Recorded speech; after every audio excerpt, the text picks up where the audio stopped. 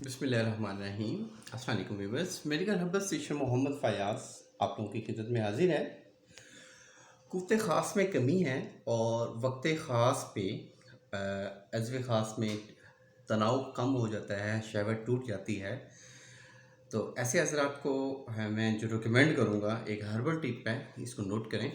आपने देसी अंडा लेना है, उसको बॉयल करना है, उसकी सफ़ेदी अलग कर दें। उसकी जर्दी में आपने 1 चम्मच अदरक का रस डालना है।